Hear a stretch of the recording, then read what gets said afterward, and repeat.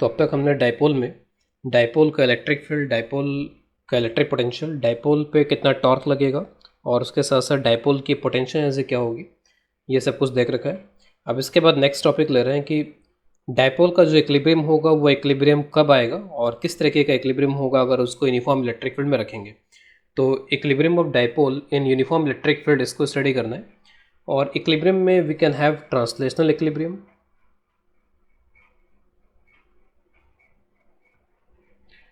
और हर एक तरीके का जो इक्विलिब्रियम होता है ट्रांसलेशनल, रोटेशनल, उसमें भी 3 कैटेगरी बन जाती है कि neutral equilibrium, stable equilibrium, unstable equilibrium. तो अगर मैं ट्रांसलेशनल इक्विलिब्रियम की यहाँ बात करता हूँ तो ट्रांसलेशनल इक्विलिब्रियम का मतलब होता है कि वो पोजीशन, वो लोकेशन जब नेट फोर्स 0 हो जाए, तो इसमें हो जाता है नेट फोर्स 0। और हमने लास्ट लेक्चर में भी देखा हुआ है कि यूनिफॉर्म इलेक्ट्रिक फील्ड अगर होता है तो नेट फोर्स तो हमेशा ही 0 होगा, चाहे आप इसको कैसे भी रखो। You can keep it like this, minus q plus q, electric field is in this direction.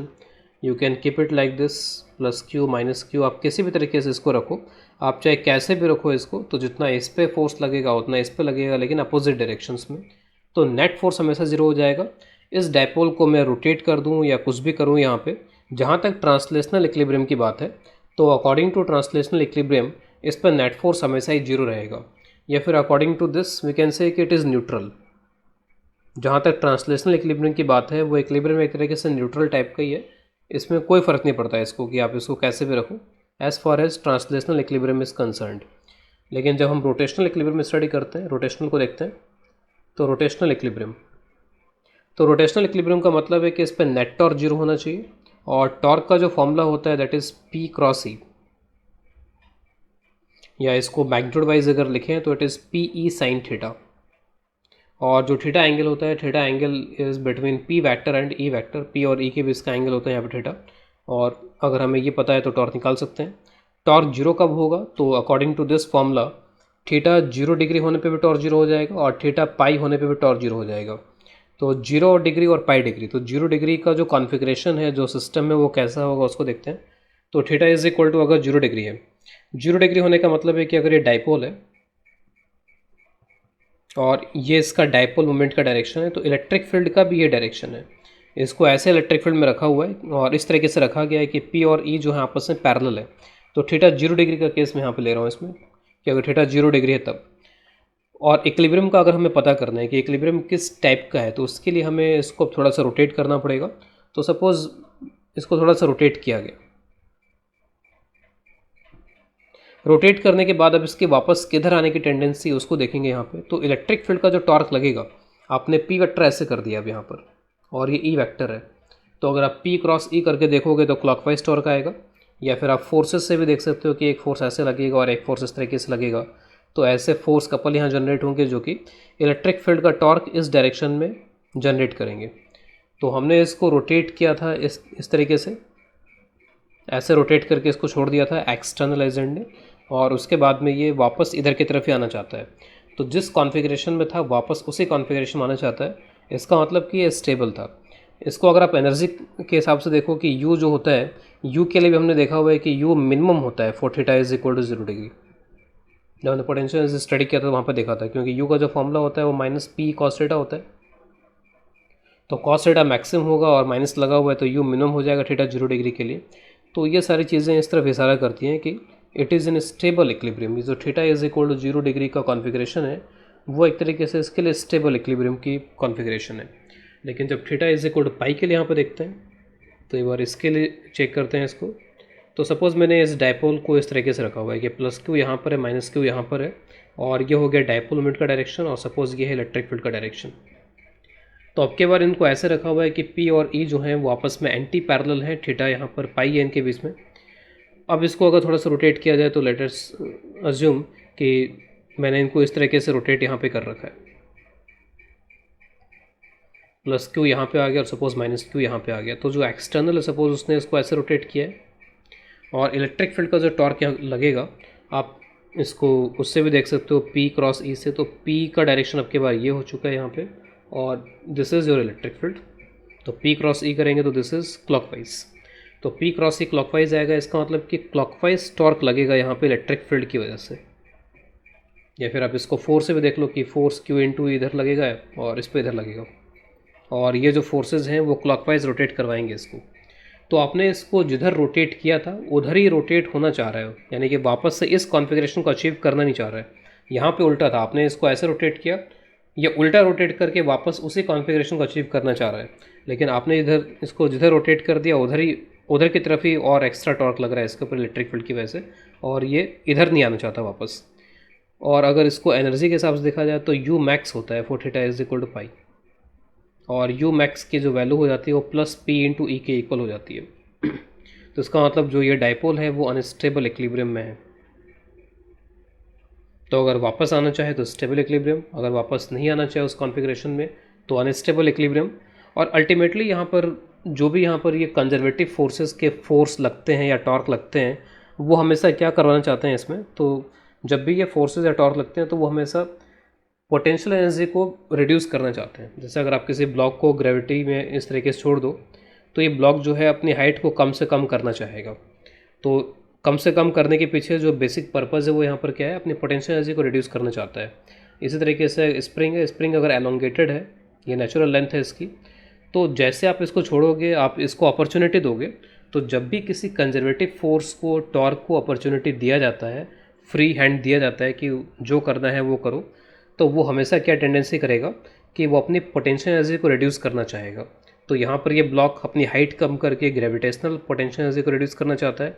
जैसे ये एलोंगेटेड स्प्रिंग को, ब्लॉक को जब मैं यहाँ पे छोड़ूंगा तो ये जो स्प्रिंग है वो इसको अंदर की तरफ यहाँ पे पुल करेगा, और उस केस में यहाँ पर ये इधर जा कर के क्या करेगा, अपने एलोंगेशन को कम करेगा और उसके साथ साथ अपने पोटेंशियल एनर्जी को रिड्यूस करेगा।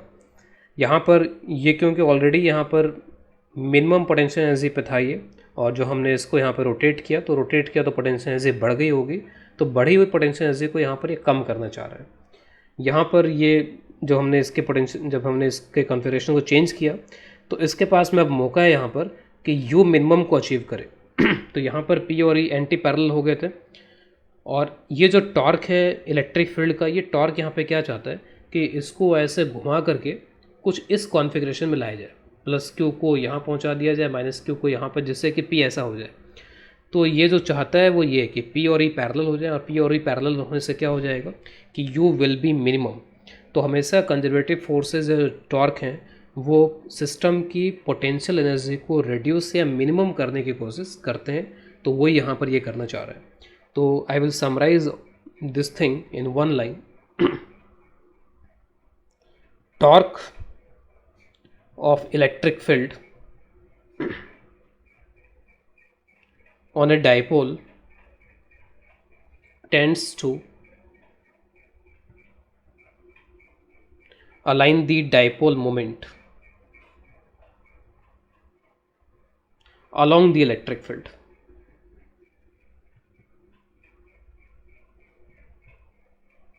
That is P parallel to E करने की कोशिश होगी। जब भी इलेक्ट्रिक फील्ड को मौका मिलेगा वो हमेशा कोशिश करेगा कि P जो है वो E के पैरेलल हो जाए यहाँ पे। तो that is the motive behind this torque. एक एग्जांपल लेते हैं। सपोज एक रॉड है जिसमें कोई मास नहीं है, मासलेस रॉड है, इसको मिड पॉइंट पे हिंच किया गया है, टोटल जो लेंथ है वो 2a, एक चार्ज है माइनस क्यू मास m, दूसरा चार्ज है प्लस क्यू मास m, इलेक्ट्रिक फील्ड में रखा गया है। इसको स्लाइटली रोटेट करते हैं, हल्का सा रोटेट करते हैं, और हल्का सा रोटेट करने के बाद में इसके जो ऑसिलेशंस हो रहे हैं उसका टाइम पीरियड पूछा जा रहा है, ठीक है। तो let us rotate this rod slightly. तो स्लाइट रोटेशन किया गया इसका अबाउट द मिड पॉइंट।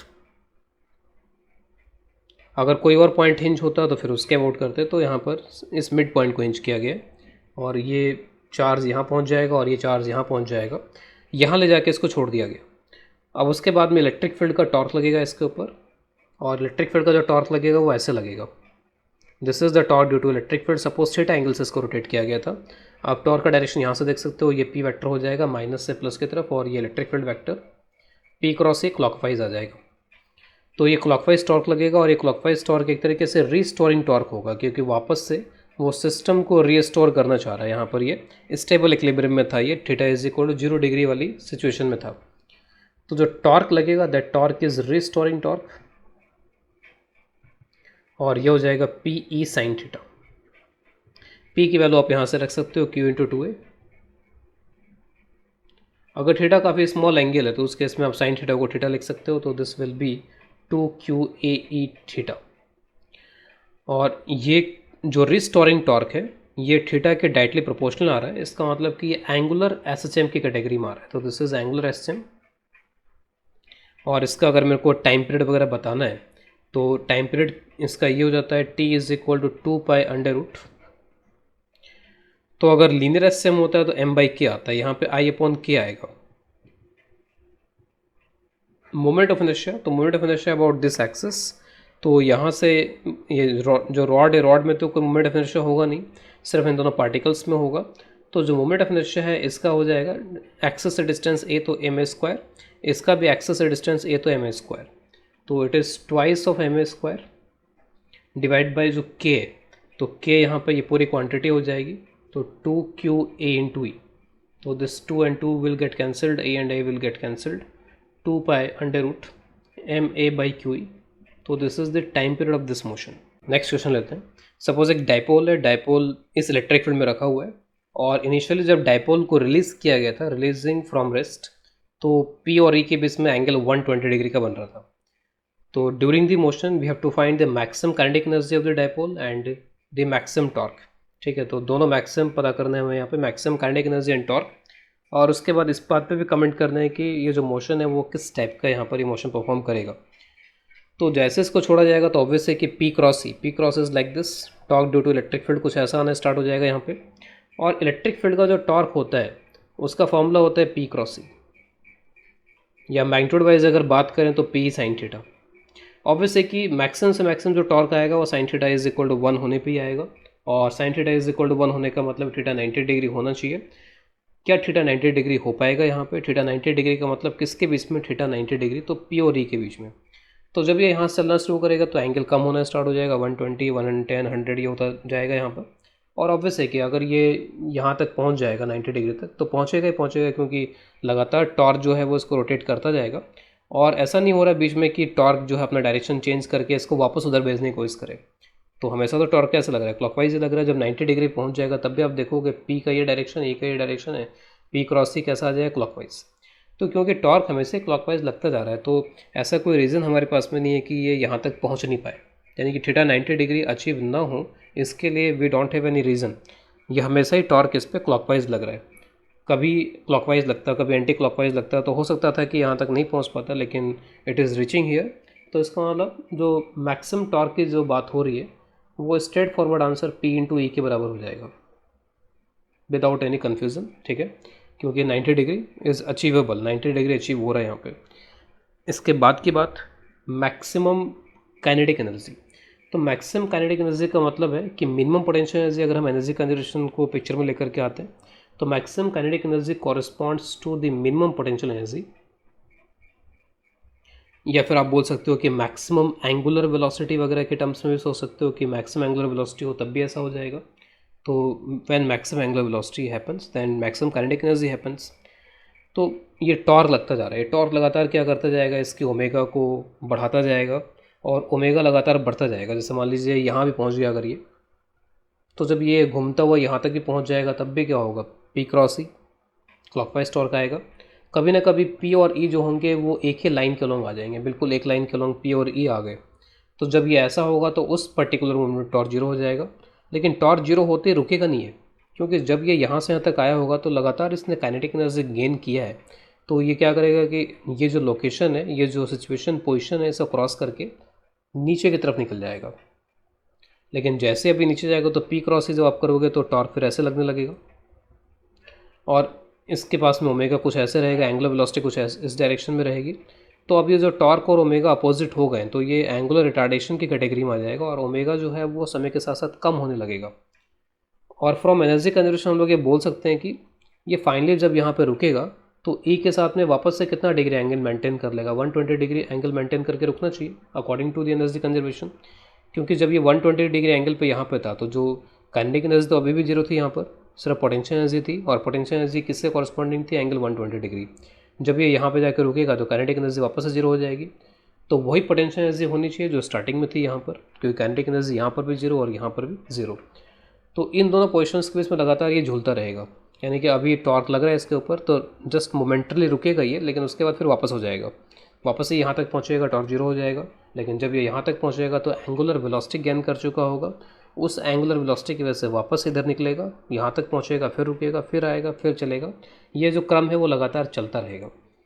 तो ये तय है कि it is performing oscillatory motion. ये भी तय है कि पीरियोडिक मोशन, टाइम फिक्स होगा इसके मोशन को रिपीट करने का। लेकिन क्या ये simple harmonic motion angular SM की कैटेगरी में आ पाएगा, जो हमारा प्रीवियस क्वेश्चन था अभी जस्ट जो हमने किया यहाँ पर ऊपर। तो सवाल है अगर ये सवाल है तो इसका आंसर है नहीं, ऐसा नहीं होगा। क्योंकि ये इसमें ज़रूरी यहाँ पर है कि टॉर्क जो होना चाहिए वो थीटा के डायरेक्टली प्रोपोर्शनल आना चाहिए, और थीटा के डायरेक्टली प्रोपोर्शनल आने के लिए साइन थीटा में जो थीटा आ रहा है वो छोटा होना चाहिए। तो यहाँ तो थीटा आप 120 डिग्री तक पहुँचा रहे हो, तो 120 degree is obviously is not a small angle. तो आप टॉर्क को तो आप ये लिख सकते हो पी साइन थीटा, लेकिन साइन थीटा को आप थीटा नहीं लिख पाओगे।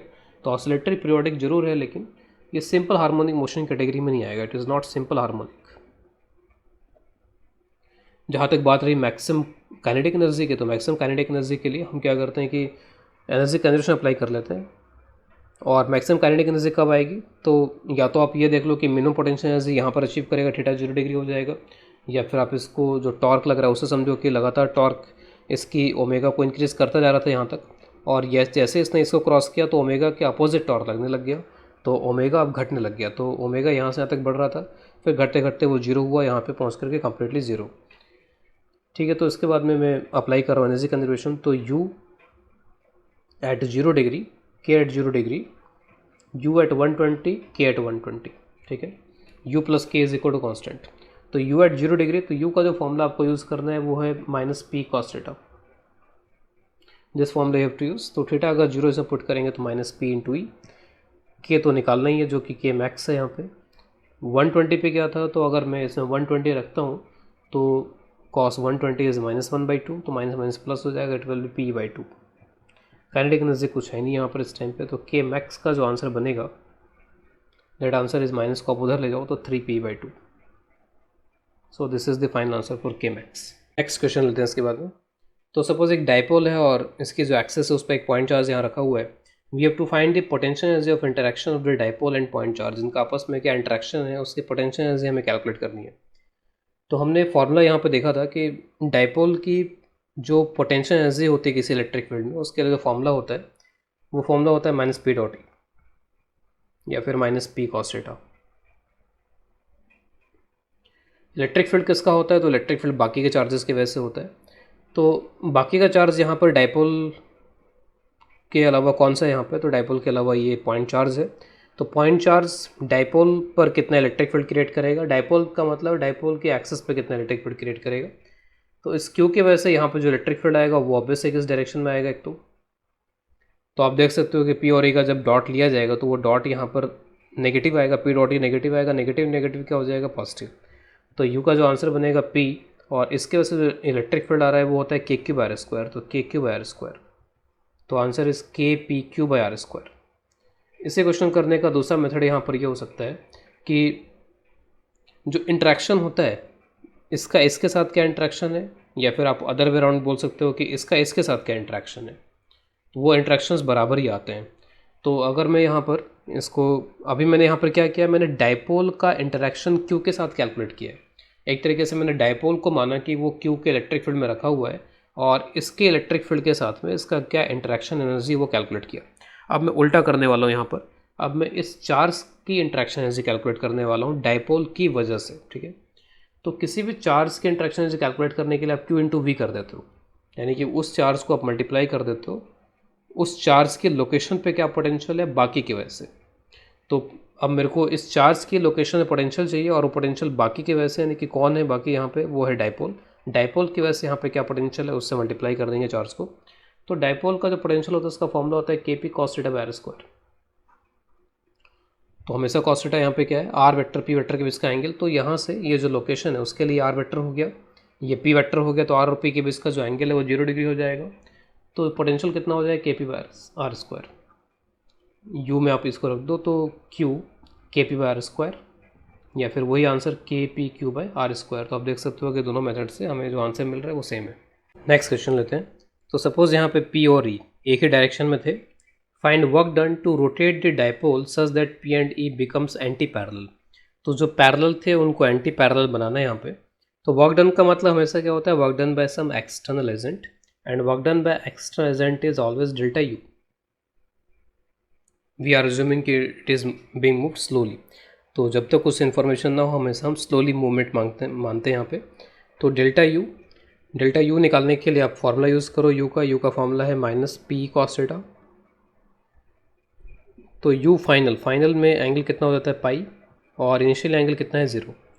तो पाई एंगल यहाँ पे, तो पाई एंगल जो आप यहाँ पे रखोगे तो कितनी वैल्यू हो जाती है पी, और जब यू रखते हो तो कितनी वैल्यू होती है माइनस पी।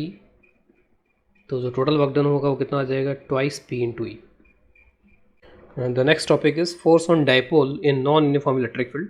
तो यूनिफॉर्म इलेक्ट्रिक फील्ड के बारे में हमको पता है कि यूनिफॉर्म इलेक्ट्रिक फील्ड में जो फोर्स लगता है डायपोल पे वो नेट जीरो लगता है, लेकिन नॉन यूनिफॉर्म होगा तब फोर्स लगने के चांसेस बन जाते हैं। उसका एक स्पेशल केस यहाँ पे ले रहे हैं, क्योंकि नॉन यूनिफॉर्मिटी बहुत तरीके की हो सकती है। Non uniformity can be of infinite types, तो सबके लिए तो हम यहाँ पे स्टडी नहीं कर पाएंगे, और मैथमेटिकली वो डिफ़िकल्ट भी होता चला जाता है। तो यहाँ पे एक स्पेशल केस के लिए स्टडी कर रहे हैं। तो स्पेशल केस यहाँ पर वो है कि इलेक्ट्रिक फील्ड सपोज डायपोल की एक्सिस के अलोंग है, और उसका जो वेरिएशन है वो वेरिएशन भी along the axis of the dipole हो रहा है। जैसे सपोज अगर ये डायपोल है तो इलेक्ट्रिक फील्ड का जो डायरेक्शन है वो मैंने डायपोल के एक्सिस के अलोंग ही अज्यूम कर रखा है, और उसके साथ साथ जैसे जैसे आप एक्सिस के अलोंग चलते जा रहे हो इलेक्ट्रिक फील्ड जो है मैग्नीट्यूड वाइज वेरी कर रहा है। अगर मैग्नीट्यूड वाइज वेरी नहीं कर रहा होता तो उस केस में किसी भी तरीके का फोर्स देखने को नहीं मिलता, फिर नेट फोर्स जीरो हो जाता। तो यहाँ पर magnitude wise it is varying along the axis of the dipole. तो अगर मुझे फोर्स कैलकुलेट करना है तो फोर्स कैलकुलेट करने के लिए मैं कुछ इस तरीके से जा सकता हूँ, और ये जो बेसिक्स हैं वो तो हमेशा अप्लाई कर सकते हो कि आप यहाँ पे इलेक्ट्रिक फील्ड पता कर लो, आप यहाँ पे इलेक्ट्रिक फील्ड पता कर लो, यहाँ के इलेक्ट्रिक फील्ड से इस चार्ज पे लगने वाला फोर्स पता कर लिया जाए, यहाँ के इलेक्ट्रिक फील्ड से इस चार्ज पे लगने वाला फोर्स पता कर लिया जाए, और दोनों का वेक्टर सम कर दिया जाए। तो सपोज़ मैं अज्यूम कर लेता हूँ कि यहाँ पे जो इलेक्ट्रिक फील्ड है वो ई प्लस है, और यहाँ पे जो इलेक्ट्रिक फील्ड है वो ई माइनस है, और let's say this is x axis. तो एक्स एक्सिस को रिप्रेजेंट करने के लिए मैंने इनके बीच का जो गैप है वो डेल्टा एक्स अज्यूम कर लिया। Delta x is a very small gap, क्योंकि ये शॉर्ट डाइपोल है, this is a short dipole.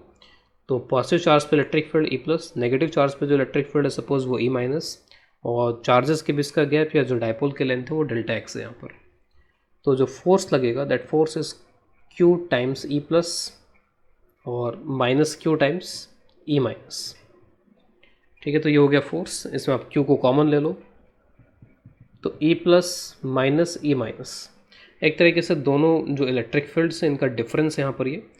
इसमें मैं एक मैनिपुलेशन कर लेता हूँ, सपोज डेल्टा एक्स से आप इसको डिवाइड करो, डेल्टा एक्स से आप इसको मल्टीप्लाई कर दो, तो it will become Q delta x. और एक तरीके से ये जो क्वांटिटी है वो ये क्वांटिटी यहाँ पे क्या रिप्रेजेंट कर रही है इसमें, कि इलेक्ट्रिक फील्ड में कितना चेंज आया है, जो आपने डिस्प्लेसमेंट कितना कवर किया डेल्टा एक्स। तो डेल्टा एक्स का जो डिस्प्लेसमेंट यहाँ पर हो रहा है एक चार्ज से दूसरे चार्ज तक, तो उस डिस्प्लेसमेंट में इलेक्ट्रिक फील्ड में कितना चेंज आया, change in electric field divide by this gap. और अगर मैं यहाँ पर इस गैप को बहुत स्मॉल से स्मॉल लेकर के चल रहा हूँ, ठीक है, तो एक तरीके से फिर डिफरेंशिएशन में कन्वर्ट हो जाएगा। मैं यहाँ पर इस गैप को बहुत स्मॉल मान रहा हूँ कि this gap is a very small short dipole. तो अंडर दिस लिमिट ये जो क्वांटिटी है फिर ये डिफरेंशिएशन में कन्वर्ट हो जाएगी कि जो आपका इलेक्ट्रिक फील्ड है वो एक्स के साथ किस तरीके से चेंज हो रहा है। तो you can write it as Q delta X del E by del X. ठीक, कुछ इस तरीके का बन जाएगा। और जब क्यू डेल्टा एक्स है तो चार्ज मल्टीप्लाइड बाई डिस्टेंस, तो this will become the dipole moment. तो फॉर्मूला आ गया हमारे पास है P del E by del X. तो this is the formula for the force P del E by del X. इस फॉर्मूले से भी आपको ये क्लियर हो जाएगा कि जो फोर्स लग रहा है उसके पीछे जो रीज़न है वो यहाँ पर इलेक्ट्रिक फील्ड का वेरिएशन है। Force is equal to dipole moment multiplied by rate of change in variation in E with respect to this X. अगर एक्स के साथ में ई का वेरिएशन नहीं होता तो in that case force zero होता, यानी कि यूनिफॉर्म इलेक्ट्रिक फील्ड हो जाता, लेकिन ऐसा हुआ नहीं यहाँ पे। और ये जो फोर्स है वो एक तरीके से यहाँ पर इतना लग रहा है P del by del x. P इसका डाइपोल मोमेंट है, और डेल बाई डेल एक्स में जो ई यहाँ पे आ रहा है तो ई किसी दूसरे की वजह से क्रिएट हो रहा होगा, कुछ और होगा जिसकी वजह से इलेक्ट्रिक फील्ड क्रिएट हो रहा होगा। E is external electric field, और उसका वेरिएशन एक्सिस के अलोंग किस तरीके से हो रहा है उसको यहाँ पे दिखाया गया। तो इस कंसेप्ट को समझने के लिए क्वेश्चन लेते हैं। सपोज ये दो डाइपोल्स हैं, दोनों डाइपोल अलोंग द एक्सिस से रखे हुए हैं यहाँ पर, कॉमन एक्सिस। तो find force between the two dipoles, एक डाइपोल की वजह से दूसरे डाइपोल पे क्या फोर्स लग रहा है ये हमें कैलकुलेट करना है। ऑब्वियस है कि ये जो डाइपोल है वो डाइपोल इस डाइपोल के इलेक्ट्रिक फील्ड में रखा हुआ है, या फिर अगर मैं इसको बोलूँ कि ये जो P1 डाइपोल है वो P2 के इलेक्ट्रिक फील्ड में रखा हुआ है। और इलेक्ट्रिक फील्ड इनके नॉन यूनिफॉर्म होते हैं, डिस्टेंस के साथ साथ चेंज होते हैं। तो मैं किसी भी एक डाइपोल पे फोर्स निकाल देता हूँ और न्यूटन्स थर्ड लॉ से जितना P1 P2 फोर्स लगा रहा होगा P2 P1 पे उतना ही फोर्स लगा रहा होगा अपोजिट डायरेक्शन में। तो मैं P2 फोर्स निकाल लेता हूँ, फोर्स ऑन P2।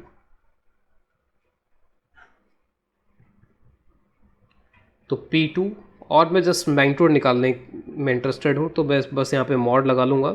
डायरेक्शन को मैं खुद से विजुलाइज कर सकता हूँ कि इनके बीच में जो फोर्स लग रहा होगा उसका डायरेक्शन क्या होगा। तो मैं इसको लिख देता हूँ यहाँ पे del E1 by del R. X की जगह मैंने आर यूज़ कर लिया क्योंकि यहाँ पे डिस्टेंस को आर से रिप्रेजेंट किया गया है। तो P2 तो ये डाइपोलमेंट हो गया, और इलेक्ट्रिक फील्ड में किसका ले रहा हूँ, 1 की वजह से, क्योंकि इस पर जो फोर्स लगाने वाला होगा वो ये होगा। तो 1 का जो इलेक्ट्रिक फील्ड है वो आर के साथ कैसे वेरी कर रहा है।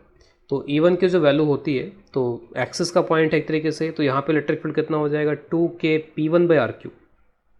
अब इसको डिफ्रेंशिएट कर लो तो इसका जो डिफ्रेंशिएशन होगा del E1 by del R, तो this differentiation will be 2K P1, और ये हो जाएगा -3 divide by R square R4।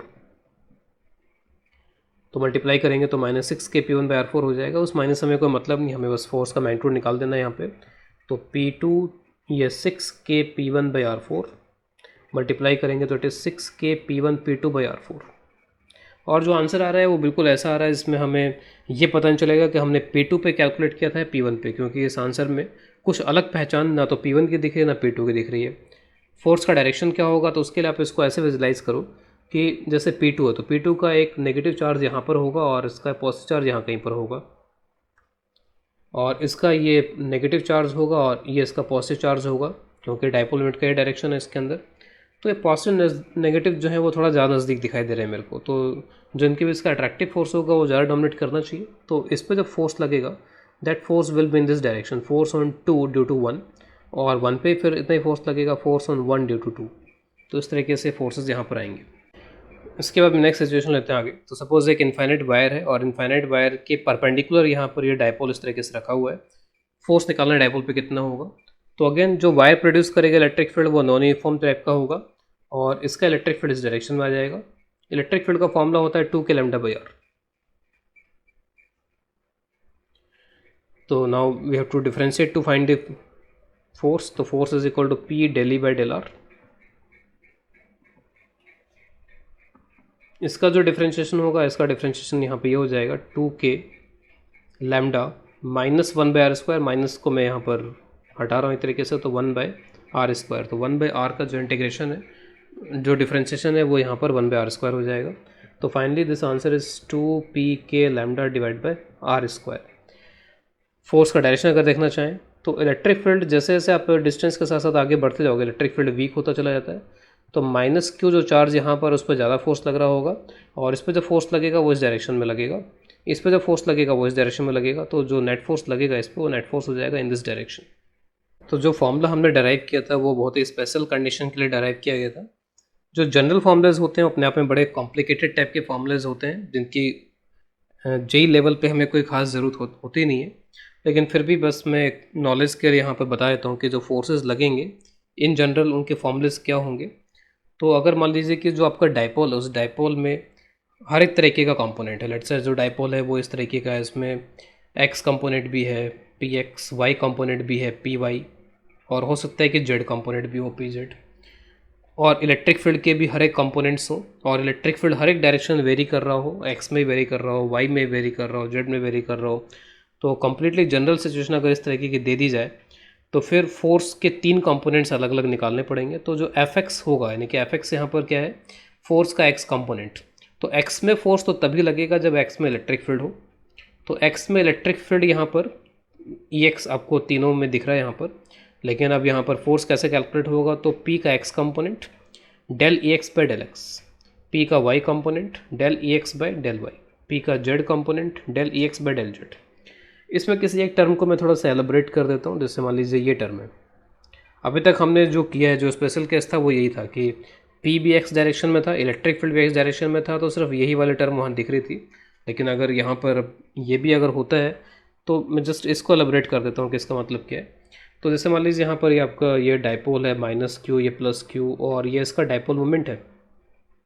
इसके दो कंपोनेंट्स हो जाएंगे, this component is P X and this component is P Y, या फिर q इंटू, अगर मान लीजिए यहाँ पर ये डिस्टेंस a है तो a का फिर यहाँ पर ये क्या होगा कि जो p आपने निकाला है तो p का कंपोनेंट px हो जाएगा, और px यहाँ पे क्या हो जाएगा फिर जो एंगल वगैरह है वो, ठीक है, q a cos थीटा वगैरह कुछ इस तरीके का हो जाएगा।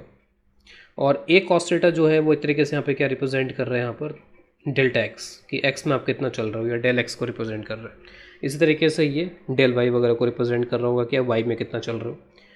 तो अब जैसे मान लीजिए यहाँ पर इलेक्ट्रिक फील्ड x में है तो सही, ठीक है, लेकिन जैसे जैसे आप x में चलते जा रहे हो इलेक्ट्रिक फील्ड आपका जो है वो चेंज होता चला जा रहा है, घटता जा रहा है, बढ़ता जा रहा है, कुछ होता जा रहा है। जैसे जैसे आप y में चलते चले जा रहे हो तो del E X by del Y एक तरीके से यहाँ पे क्या है कि इलेक्ट्रिक फील्ड का जो x कंपोनेंट है उसका y में किस तरीके का वेरिएशन है, y के साथ साथ वो कैसे वेरी कर रहा है। तो y की इस लोकेशन के लिए इलेक्ट्रिक फील्ड इतना ही है, थोड़ा ऊपर गया तो इलेक्ट्रिक फील्ड थोड़ा ज़्यादा हो गया, फिर और ज़्यादा हो गया, फिर और ज़्यादा हो गया। इस तरीके से इलेक्ट्रिक फील्ड y में यहाँ पर इंक्रीज़ करता जा रहा है। तो इसका मतलब है कि यहाँ पर क्या होगा कि यहाँ पर भी आपका फोर्स लगेगा, यहाँ पर भी आपका फोर्स लगेगा, दोनों फोर्सेज अलग अलग लगेंगे। इस पर जो फोर्स लगेगा वो इस इलेक्ट्रिक फील्ड के अकॉर्डिंग लगेगा, इस पर जो फोर्स लगेगा वो इस इलेक्ट्रिक फील्ड के अकॉर्डिंग लगेगा, और उसमें डिफरेंस क्रिएट हो जाएगा।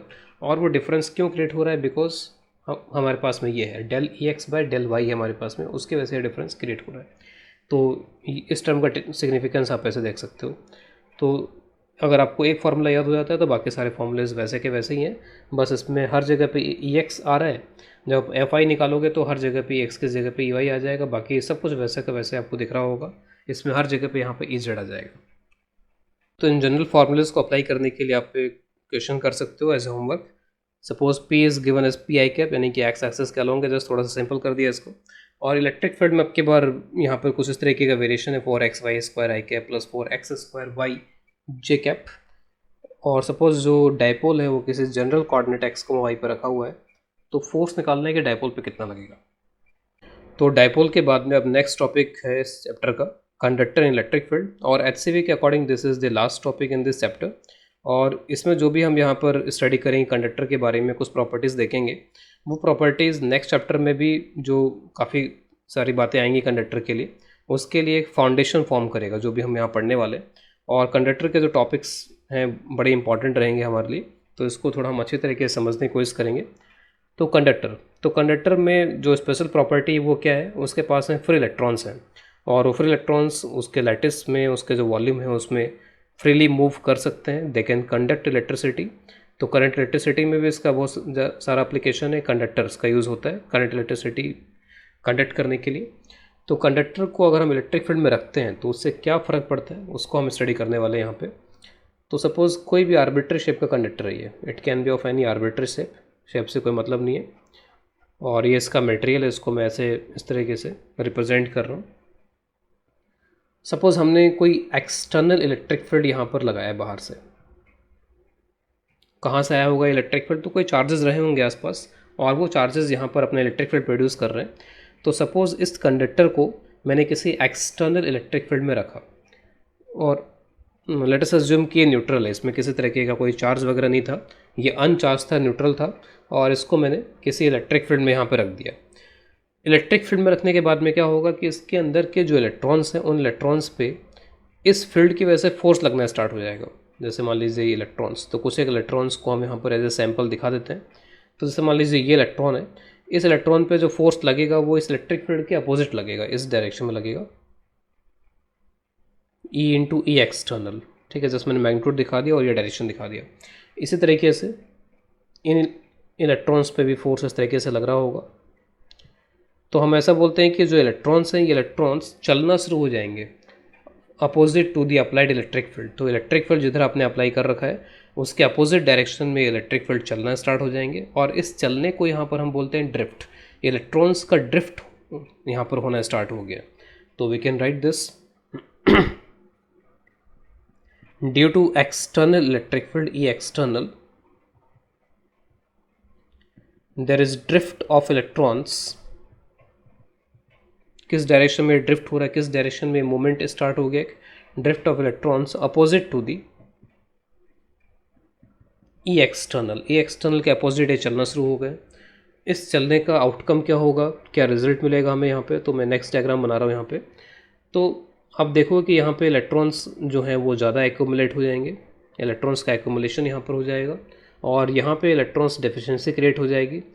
तो बोल देंगे कि यहाँ पे कुछ पॉजिटिव चार्ज क्रिएट हो गया और यहाँ पे कुछ नेगेटिव चार्ज क्रिएट हो गया। तो एक्यूमुलेशन ऑफ इलेक्ट्रॉन्स या accumulation of charges at the ends. और इन चार्जेस के लिए हमने कोई रबिंग और ये सब कुछ नहीं किया था, बस हमने बाहर से एक इलेक्ट्रिक फील्ड लगा दिया था और किसी चीज़ से इसको यानी कोई कांटेक्ट भी करने की ज़रूरत नहीं पड़ी। रबिंग में तो कांटेक्ट वगैरह करना पड़ता है। तो ये जो इलेक्ट्रिक फील्ड है, इस इलेक्ट्रिक फील्ड की वजह से चार्ज इंड्यूस हो गया। हम ऐसा बोलते हैं कि चार्ज इज़ इंड्यूस्ड। ओवरऑल अभी भी न्यूट्रल है ये, ना तो कोई इससे इलेक्ट्रॉन बॉडी से बाहर गया है, ना कोई इलेक्ट्रॉन बाहर से इस बॉडी में एंटर कर रहा है यहाँ पे। Overall this body is neutral, लेकिन अंदर ही अंदर कुछ ऐसा हुआ कि इसमें जो चार्जेस हैं वो थोड़े सेपरेट हो गए। Negative charge, positive charges are now separated. तो इन चार्जेस को वी कैन से कि इंड्यूस चार्जेस हैं ये, और जितना नेगेटिव चार्ज यहाँ पर इंड्यूस हुआ उतने पॉजिटिव चार्ज यहाँ पर हम बोलेंगे कि इंड्यूस हो रखा होगा। तो this is minus q induced, this is plus q induced. तो accumulation of charges at the ends and this charges is called induce charges. Induce charges body में यहाँ पर आ गए हैं। अब ये जो चार्जेस यहाँ पर एक्यूमुलेट हो रहे हैं तो अब वो भी कुछ ना कुछ इफेक्ट प्रोड्यूस करेंगे। जब भी चार्जेस सेपरेट होते हैं तो there will be some effect of this charges. तो बाहर से जो हमने इलेक्ट्रिक फील्ड अप्लाई किया वो तो है ही यहाँ पर। अब आप देखो कि जब हमने स्टार्ट किया था इस गेम को तो इलेक्ट्रॉन को यहाँ पे जाना बहुत ईजी लग रहा होगा, ठीक है, कोई किसी तरीके का कोई रिपल्सन या ऐसा नहीं था। लेकिन अब जो चार्जेस यहाँ पर पहुँच चुके हैं पहले से, वो इस इलेक्ट्रॉन के इधर आने को अब यहाँ पर अपोज करेंगे। तो ऑलरेडी ये जो चार्जेस यहाँ पहुँचे हुए हैं तो उनकी वजह से इलेक्ट्रॉन का इधर जाना थोड़ा मुश्किल होता जाएगा। और फिर उसके साथ साथ आप ये बोल सकते हो कि इधर जो पॉजिटिव चार्ज है, पॉजिटिव चार्ज भी अपनी तरफ इसको अट्रैक्ट कर रहा होगा एक तरीके से। तो इसका इधर जाना थोड़ा मुश्किल हो रहा है। इसके वजह से रिपल्सिव फोर्स इस डायरेक्शन में आ रहा है, इसकी वजह से अट्रैक्टिव फोर्स इस डायरेक्शन में आ रहा है। तो इसकी वजह से जो फोर्स यहाँ पर लग रहा था उस फोर्स को ये कुछ हद तक कंपनसेट करने की कोशिश करेंगे और इलेक्ट्रॉन का इधर जाना मुश्किल हो जाएगा। एक तो हमने फोर्सेस के टर्म्स में इसको समझ लिया कि इसके रिपल्सन और इसके अट्रैक्शन की वजह से इधर जो ड्रिफ्ट हो रहा है वो ड्रिफ्ट थोड़ा सा खतरे में पड़ जाएगा। और इसको आप इलेक्ट्रिक फील्ड के टर्म्स में भी समझ सकते हो कि ये जो नेगेटिव चार्ज है और ये जो पॉजिटिव चार्ज है ये अपना इलेक्ट्रिक फील्ड प्रोड्यूस करना स्टार्ट कर देंगे। पहले क्या था कि जो आपने इसको अप्लाई नहीं किया था तो चार्जेस यूनिफॉर्मली डिस्ट्रीब्यूटेड थे, कोई खास उनका इफेक्ट नहीं हो रहा था, अपना इलेक्ट्रिक फील्ड प्रोड्यूस नहीं कर रहे थे। लेकिन चार्जेस अब यहाँ पर सेपरेट हो चुके हैं और ये जो सेपरेटेड चार्ज हैं वो अपना एक इलेक्ट्रिक फील्ड प्रोड्यूस करना स्टार्ट कर देंगे। अगर मैं कोई भी एक आर्बिट्री पॉइंट यहाँ पर लेता हूँ तो इसकी वजह से जो यहाँ पर इलेक्ट्रिक फील्ड आएगा that will be in this direction, इसके वजह से भी जो आएगा वो भी इस डायरेक्शन में होगा। तो ओवरऑल जो इलेक्ट्रिक फील्ड यहाँ पर आएगा वो इस डायरेक्शन में होगा। और ये इलेक्ट्रिक फील्ड यहाँ पर किसके वजह से है, तो इन इंड्यूस चार्जेस की वजह से। तो इसको हम लोग नाम देते हैं ई इंड्यूस्ड। तो आप देख सकते हो कि जो ई एक्सटर्नल था उसके अपोजिट में यहाँ पर एक इंड्यूस इलेक्ट्रिक फील्ड जनरेट होना स्टार्ट हो गया। तो यहाँ पर लिख सकते हैं आगे यहाँ पे electric field is induced opposite to the E external जो हमने अप्लाई किया था। तो एक तो इस पर फोर्स लग रहा है ई इंटू ई एक्सटर्नल, और ये जो चार्जेस जिनकी वजह से इलेक्ट्रिक फील्ड आ गया है तो इलेक्ट्रिक फील्ड के टर्म्स में लिख सकते हैं कि ई इंटू ई इंड्यूस्ड। अब होता है कि जैसे जैसे यहाँ पे चार्ज एक्यूमुलेट होते जाएंगे तो ऑब्वियसली कि ये जो इलेक्ट्रिक फील्ड है ये इलेक्ट्रिक फील्ड यहाँ पे ग्रो करता जाएगा, इलेक्ट्रिक फील्ड यहाँ पे लगातार इंक्रीज करता जाएगा। तो E induced increases as induced charge increase करते जाएंगे जैसे जैसे। लेकिन अगर इंड्यूस चार्ज इंक्रीज करते जाएंगे और ई इंड्यूस अगर इंक्रीज होता जाएगा तो कभी ना कभी ऐसा होगा at some point of time कि जो ई एक्सटर्नल है और जो ई इंड्यूस्ड है आपस में बराबर हो जाए, उनके फोर्स आपस में कैंसिल हो जाए। तो at some point of time, कभी ना कभी ऐसा होगा at some point of time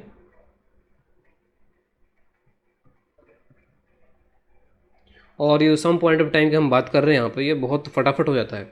आप किसी भी कंडक्टर को इलेक्ट्रिक फील्ड में रखोगे तो ये चार्जेस इतने स्मार्ट हैं कि फटाफट यहाँ पर इस तरीके से एक्यूमुलेट हो जाते हैं कि ये सारा जो ई इंड्यूस्ड और ई एक्सटर्नल सब फटाफट बराबर हो जाता है।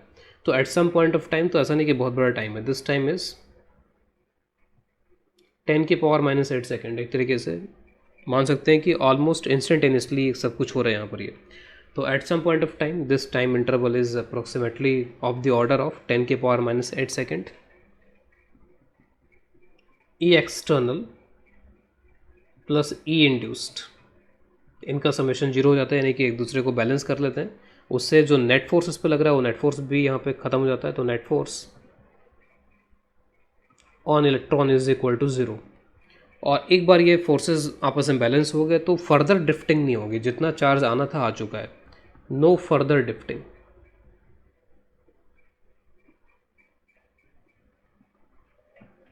मोशन या जो ड्रिफ्ट है इलेक्ट्रॉन का वो स्टॉप हो जाता है, ड्रिफ्ट या कह लीजिए मोशन स्टॉप्स। और एक बार ये स्टॉप हो गया इसमें तो चार्जेस जहाँ तक आने थे, जहाँ तक पहुँचने थे वहाँ तक पहुँच गए होंगे, इंड्यूस चार्ज जहाँ तक आना था वहाँ तक आ गया होगा। और अब एक स्टैटिक सिचुएशन क्रिएट हो गई, दैट इज़ स्टैटिक सिचुएशन। और इस स्टैटिक सिचुएशन को नाम दिया जाता है electrostatic situation. It is known as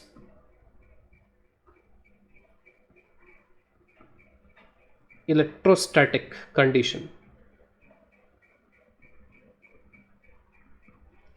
तो this is very very important term, electrostatic condition. और इलेक्ट्रोस्टैटिक कंडीशन में क्या हो रहा है उसको मैं जस्ट यहाँ पे समराइज करने जा रहा हूँ विद सम पॉइंट्स। तो let us summarize all this. और अब हमेशा ये माइंड में रखो कि जब भी आप किसी कंडक्टर को इलेक्ट्रिक फील्ड में रखोगे तो ये सारी चीज़ें ऑटोमेटिकली अपने आप फटाफट हो जाएंगी।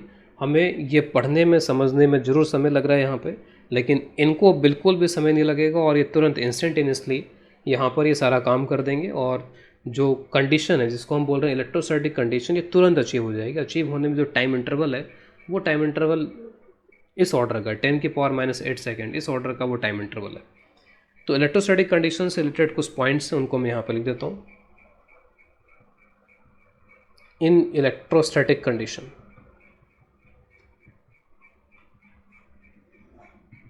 तो हो क्या रहा है यहाँ पर, ई एक्सटर्नल और ई इंड्यूस्ड एक दूसरे को साफ साफ बैलेंस कर जाते हैं। यहाँ पर ई इंड्यूस्ड इधर और ई एक्सटर्नल इधर एक दूसरे को बैलेंस कर देते हैं। बैलेंस कर देते हैं तो मैं पूछूंगा कि यहाँ पे इलेक्ट्रिक फील्ड है कितना अब यहाँ पर, तो इलेक्ट्रिक फील्ड तो अब यहाँ पर जीरो हो गया। जितना इंड्यूस्ड चार्जेस प्रोड्यूस कर रहे हैं उतना ही एक्सटर्नल प्रोड्यूस कर रहे हैं यहाँ पे। तो ई इंड्यूस्ड और ई एक्सटर्नल सब कुछ मिला जुला के यहाँ पे जीरो हो गया, ठीक है। तो इन electrostatic condition net electric field inside a conductor at each and every point, हर एक पॉइंट पे चाहे कोई पॉइंट हो कहीं पर भी हो, इज ज़ीरो। तो इलेक्ट्रोस्टैटिक कंडीशन में net electric field inside a conductor at each and every point is zero. Net word यहाँ पर इसलिए इस्तेमाल किया जा रहा है कि इलेक्ट्रिक फील्ड अब इंडिविजुअली हैं, इंडिविजुअली अपने अपने इलेक्ट्रिक फील्ड है। अपने अपने इलेक्ट्रिक फील्ड बोलने का मतलब है कि हमने जो बाहर से अप्लाई किया हुआ है वो है यहाँ पर, जो ये चार्जेस हैं इन चार्जेस ने प्रोड्यूस किया वो है यहाँ पर। यानी कि अगर मैं पूछूं कि क्या ये इंडिविजुअली ये चार्जेस इलेक्ट्रिक फील्ड प्रोड्यूस कर रहे हैं क्या, तो आंसर है कि यस कर रहे हैं। और लेकिन ये सारा इफेक्ट मिला जुला करके नेट क्या हो जा रहा है यहाँ पर zero. Net electric field ultimately zero होगा, तभी हम उसको यहाँ पर क्या बोल पाएंगे, इलेक्ट्रोस्टैटिक कंडीशन। इसके बाद मैं अगला पॉइंट यहाँ पे लिख रहा हूँ कि अब ये एक ऐसा मटेरियल है जिसमें इलेक्ट्रिक फील्ड हर जगह अंदर जीरो हो गया, ठीक है। इलेक्ट्रिक फील्ड हर जगह अंदर जीरो हो गया, नेट इलेक्ट्रिक फील्ड की बात हो रही है एक तरीके से। तो नेट इलेक्ट्रिक फील्ड हर जगह अंदर जीरो हो चुका है। अब अगर इलेक्ट्रिक फील्ड यहाँ पर अंदर हर जगह पर जीरो हो चुका है तो फिर डीवी पोटेंशियल में जो चेंज आता है उसको आप कैसे डिफाइन करते हो, ई डॉट डी आर। तो डीवी जीरो हो गया। आप इस पॉइंट से इस पॉइंट जा रहे हो, कोई पोटेंशियल में चेंज नहीं आया। आप इस पॉइंट से इस पॉइंट जा रहे हो, कोई पोटेंशियल में चेंज नहीं आया। तो पोटेंशियल में चेंज नहीं आने का मतलब है कि आप यहाँ से यहाँ चार्ज मूव करा दो, यहाँ से यहाँ चार्ज मूव करा दो, किसी भी तरीके का कोई वर्क डन नहीं होगा यहाँ पर अगर आप इसके अंदर मूव कराते हो चार्जेस को। तो इसका मतलब है कि पोटेंशियल हर जगह बराबर हो गया, पोटेंशियल पूरी बॉडी का कांस्टेंट हो गया। तो V is equal to constant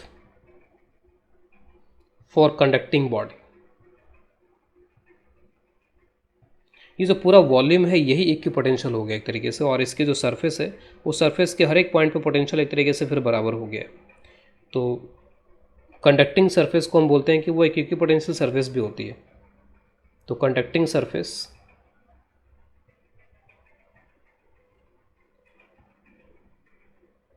is an equipotential surface. तो प्रीवियस पेज पे हमने ये देखा कि कंडक्टर में फाइनली सिचुएशन क्या बन जाती है कि इलेक्ट्रिक फील्ड नेट हर एक पॉइंट पे जीरो हो जाता है। अब हमने वहाँ पे बोला था कि ठीक है, ये जो कंडक्टर है वो पहले से न्यूट्रल है, उस पर कोई चार्ज नहीं है, लेकिन अगर पहले से चार्ज हो भी, सपोज़ मैं एक कंडीशन बस यहाँ पे, क्योंकि कंडक्टर के बारे में डिटेल में हम लोग नेक्स्ट चैप्टर में पढ़ेंगे, बस इस चैप्टर में बस हमें इतना जान लेना है कि कंडक्टर के अंदर जो इलेक्ट्रिक फील्ड होता है वो जीरो हो जाता है। तो ये एक्सटर्नल हमने अप्लाई किया, और सपोज़ पहले से इसके पास भी कुछ चार्ज था, क्यू चार्ज था सपोज़, वो अब कैसे था कैसे नहीं था उसको मैं नहीं दिखा रहा हूँ यहाँ पर। सपोज़ पहले से इस पर क्यू चार्ज था, इनिशियल चार्ज। ऑब्वियस है कि अभी भी चार्ज होगा वो क्यू ही होगा यहाँ पर, ठीक है। अभी ऐसा नहीं होगा कि चार्ज, क्योंकि ना तो चार्ज बॉडी से बाहर गया ना चार्ज कोई एक्स्ट्रा आया है, तो अभी भी चार्ज जो है वो क्यू के बराबर ही है। और इसके आने की वजह से क्या होगा, थोड़ा उथल पुथल हुई होगी, इलेक्ट्रॉन इधर हुए होंगे, ठीक है। तो वो सारा उथल पुथल हुई होगी यहाँ पर इसमें, और उससे ये जो चार्ज का डिस्ट्रीब्यूशन है, सपोज जो हमने इसको अप्लाई नहीं किया था, तो लेट्स से चार्ज इस तरीके से डिस्ट्रीब्यूटेड था हर जगह पे, और इसको अप्लाई करने के बाद में क्या हो गया होगा कि जो चार्ज है वो चार्ज थोड़ा सा डिस्टर्ब हो गया होगा, लेट्स से कहीं माइनस हो गया होगा, कहीं प्लस हो गया होगा, तो चार्ज का जो कॉन्फ़िगरेशन है वो कॉन्फ़िगरेशन चेंज हो गया होगा। लेकिन अल्टीमेटली आप देखोगे, और एक चीज़ आप ये माइंड में रखो कि मैं चार्ज को सरफेस पे ही दिखा रहा हूँ हमेशा, और कंडक्टिंग बॉडीज़ के लिए हमेशा आप ये ध्यान में रखो कि जो भी चार्ज कंडक्टिंग बॉडी पे होता है वो हमेशा उसके सरफेस पे होता है, उसके वॉल्यूम में कोई चार्ज होता नहीं है। इसको हम बाद में प्रूफ भी करेंगे, लेकिन अभी के लिए आप ये याद रखोगे कि charge on conductor at the surface only, ठीक है। जो भी इसके पास में चार्ज रहता है या चार्ज इंड्यूस होता है, जो कुछ भी है वो हमेशा सरफेस पे ही रहेगा। किसी भी तरीके का कोई जो चार्ज है वो अंदर एग्जिस्ट नहीं करता है, इसके अंदर किसी भी तरीके का नेट चार्ज किसी भी वॉल्यूम में नहीं मिलेगा। मैंने छोटा सा वॉल्यूम ये लिया, छोटा सा वॉल्यूम लिया, कोई वॉल्यूम आप ले लो, अंदर आपको कोई नेट चार्ज यहाँ नहीं मिलेगा।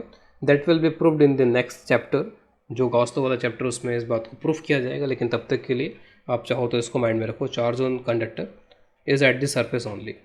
तो जो भी है यहाँ पर, तो बस ये जो चार्ज है वो चार्ज यहाँ पे रीडिस्ट्रीब्यूट हो गया कुछ इस तरीके से। तो भले ही ये कंडीशन हो, लेकिन तब भी क्या होगा, अंदर के हर एक पॉइंट पे फाइनली ये चार्जेस अपने आप को रीडिस्ट्रीब्यूट करेंगे। ये इनकी टेंशन है, ये करेंगे इस तरीके से, लेकिन अल्टीमेटली जो भी करेंगे ये E is equal to zero यहाँ पर इंश्योर करेंगे कि हर एक पॉइंट पर जो इलेक्ट्रिक फील्ड होगा वो इलेक्ट्रिक फील्ड जीरो हो जाएगा। तो भले ही इसके पास चार्ज था नहीं था कुछ भी था, हमेशा कंडक्टर इलेक्ट्रोस्टैटिक कंडीशन में अपने आप को अचीव कर लेंगे, और वो जो इलेक्ट्रोस्टैटिक कंडीशन होगी उसमें हमेशा ही इलेक्ट्रिक फील्ड अंदर के किसी पॉइंट पे जीरो होगा। चाहे ये इलेक्ट्रिक फील्ड यूनिफॉर्म हो, नॉन यूनिफॉर्म हो, कुछ भी हो, वट एवर इट इज़, कुछ भी हो, ये भले ही कुछ भी करे, ये कैसे भी करे, ये इसके टेंशन है यहाँ पर। ये कुछ भी रहता है वो कंडक्टर की टेंशन है कि वो कैसे चार्ज को अरेंज करेगा, लेकिन वो चार्ज को इस तरीके से अरेंज करेगा कि हर एक पॉइंट पे अंदर इलेक्ट्रिक फील्ड यहाँ पर जीरो हो जाएगा। और उसके साथ साथ हमने कंडीशन ये भी देख ली कि अंदर में जो पोटेंशियल है वो क्या रहेगा, कांस्टेंट रहेगा, क्योंकि अगर इलेक्ट्रिक फील्ड ही नहीं है तो पोटेंशियल हर जगह अंदर में यहाँ पे क्या रहेगा, कांस्टेंट। यहाँ से आप जाओगे पोटेंशियल में कोई चेंज नहीं आएगा, यहाँ से यहाँ जाओगे पोटेंशियल में कोई चेंज नहीं आएगा, यहाँ से यहाँ जाओगे सरफेस के एक पॉइंट से दूसरे पॉइंट पे, तो यहाँ से यहाँ चले गए, पोटेंशियल में कोई चेंज आया नहीं यहाँ पर। तो कंडक्टिंग जो बॉडी है वो इक्विपोटेंशियल बॉडी होगी, कंडक्टर की जो सरफेस है वो एक इक्विपोटेंशियल सरफेस होगी, और इक्विपोटेंशियल सरफेस पे अगर कोई भी इलेक्ट्रिक फील्ड होता है तो वो इलेक्ट्रिक फील्ड कैसा होता है, सरफेस के परपेंडिकुलर। तो उसको मैं यहाँ पर भी ले लेता हूँ, if any electric field exist on surface, क्योंकि अंदर तो इलेक्ट्रिक फील्ड है ही नहीं, सरफेस पे एग्जिस्ट कर सकता है, लेकिन सरफेस पे भी किस तरीके का होगा, क्योंकि यहाँ पर ये इक्विपोटेंशियल सरफेस है। If any electric field exist on the surface it must be perpendicular to the surface, ठीक है। इक्विपोटेंशियल सरफेस के लिए हमने पढ़ा हुआ है चीज़। तो अगर मान लीजिए इसमें एग्जाम्पल यहाँ पे दिखाए तो कि सपोज़ एक कंडक्टर है जिस पे इस तरीके से चार्जेस हैं, तो पॉजिटिव चार्जेस तो लाइन यहाँ से एक तरीके से निकलनी चाहिए, ऑरिजिनेट होनी चाहिए, और ऑरिजिनेट इस तरीके से होंगी, वो इंश्योर करेंगे कि वो परपेंडिकुलर हो। जो भी कंडक्टर की शेप है उसके अकॉर्डिंगली अपने आप को वो रीअरेंज करेंगे, जिससे कि ये इंश्योर हो जाए कि ये परपेंडिकुलर है। परपेंडिकुलर होने के अलावा इनके पास में कोई दूसरा ऑप्शन नहीं है। This lines must be perpendicular. ठीक है, तो जो लाइंस होंगी वो लाइंस यहाँ पर इस तरीके की होंगी, तो यहाँ पर जरूर परपेंडिकुलर होंगे। आगे जाके घूम जाए कुछ भी हो जाए, यहाँ पर जरूर उसको परपेंडिकुलर होना पड़ेगा। तो ये कंडक्टर की यहाँ पे कुछ इस तरह की प्रॉपर्टीज़ है। कंडक्टर की प्रॉपर्टी को समझने के लिए एक छोटा सा क्वेश्चन ले रहे हैं इसमें। सपोज कोई भी आर्बिट्ररी शेप का कंडक्टर है और यहाँ बाहर एक पॉइंट चार्ज रखा हुआ है और कंडक्टर खुद न्यूट्रल है। यहाँ पे कंडक्टर के पास में कोई चार्ज अपना यहाँ पे नहीं है, पॉइंट चार्ज को यहाँ पर हमने रख दिया। अब पूछा जा रहा है कि इलेक्ट्रिक फील्ड बी पे क्या होगा। तो जब भी इलेक्ट्रिक फील्ड की बात होती है तो आप हमेशा ध्यान रखो कि वो नेट इलेक्ट्रिक फील्ड की बात होगी। तो बी पे, क्योंकि बी जो पॉइंट है वो कंडक्टर के अंदर है, तो हमें ज़्यादा सोचने की ज़रूरत है नहीं। फर्स्ट पार्ट का जो आंसर है वो स्ट्रेट फॉरवर्ड यहाँ पे क्या हो जाएगा, 0, क्योंकि ये पॉइंट कंडक्टर के अंदर है और कंडक्टर में हम ये मान के चलेंगे कि इलेक्ट्रोस्टैटिक कंडीशन अचीव हो गई होगी। अगर नहीं होती तो वो हमें बोलता फिर, ठीक है। तो ये हमें मान के चलना है कि electrostatic condition is achieved and A is equal to 0। अब दूसरा सवाल ये पूछा गया कि electric field at B due to induce charges. तो बी पर अब सिर्फ इंड्यूस चार्जेस का कंट्रीब्यूशन पूछा गया कि जो इंड्यूस चार्जेस हैं वो कितना कंट्रीब्यूट कर रहे हैं। तो इंड्यूस चार्जेस का कंट्रीब्यूशन डिपेंड करते हैं कि बाहर से आपने कितना अप्लाई कर रखा है यहाँ पे। तो ये जो क्यू चार्जेस का हर एक पॉइंट पे इलेक्ट्रिक फील्ड अलग अलग होगा, लेकिन हमें तो बी से मतलब, बी पे कितना इलेक्ट्रिक फील्ड हो जाएगा, तो इस डायरेक्शन में हो जाएगा के Q by are square, direction A से बी की तरफ।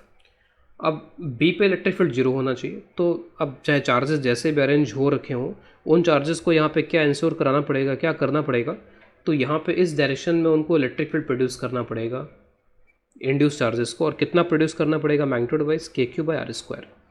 तो जो सेकंड पार्ट है, सेकंड पार्ट का आंसर हो जाएगा के Q by are square. Direction क्या हो जाएगा इसका, टुवर्ड्स पी, टुवर्ड्स ए की तरफ यहाँ पे इलेक्ट्रिक फील्ड आएगा ये, तो इट इज़ टुवर्ड्स ए। अगर हम चार्जेस दिखाना चाहें तो चार्जेस को थोड़ा सा दिखा सकते हैं यहाँ पे किस तरीके से चार्जेस आए होंगे। तो चार्जेस आर लाइक दिस कि यहाँ पर ये पॉजिटिव चार्ज है, तो पॉजिटिव चार्जेस की वजह से जो इलेक्ट्रॉन है वो थोड़े अट्रैक्ट होकर इधर आ गए होंगे और यहाँ पर फिर पॉजिटिव चार्ज डेंसिटी क्रिएट हो गई होगी। तो यहाँ पे पॉजिटिव चार्जेस, यहाँ पर नेगेटिव चार्जेस, ये नेगेटिव चार्जेस अपनी साइड में इलेक्ट्रिक फील्ड प्रोड्यूस करेंगे, पॉजिटिव चार्जेस अपने से दूर इलेक्ट्रिक फील्ड प्रोड्यूस करेंगे। तो डिफरेंट डिफरेंट पॉइंट्स पे इसका इलेक्ट्रिक फील्ड डिफरेंट आएगा, इंड्यूस का भी डिफरेंट आएगा, लेकिन वो दोनों मिल करके हमेशा नेट क्या हो जाएगा, 0। यहाँ पर अगर आप इलेक्ट्रिक फील्ड लाइंस दिखाना चाहो तो मैं हल्का से यहाँ पर दिखाया था कि जैसे मान लीजिए यहाँ से जो लाइंस निकलती हैं वो यहाँ नेक्स्ट चैप्टर में सब सारी से डिटेल में और आएंगे यहाँ पे, तो यहाँ पे टर्मिनेट होंगी। लेकिन क्योंकि ये कंडक्टिंग सरफेस है तो यहाँ पे टर्मिनेट होते समय इसको अपने आप को ऐसे रीअरेंज करना पड़ेगा कि यहाँ पे परपेंडिकुलर हो, क्योंकि कंडक्टिंग सरफेस है। ठीक, कुछ इस तरीके से आप दिखा सकते हो कि ये परपेंडिकुलर होना चाहिए सरफेस पे, it has to bend like this. और यहाँ से जो लाइन्स है वो निकल रही होंगी, लेकिन वो इस तरीके से निकल रही होंगी कि उनको सरफेस पे परपेंडिकुलर होना ही पड़ेगा, इसके अलावा कोई ऑप्शन इनके पास में नहीं है।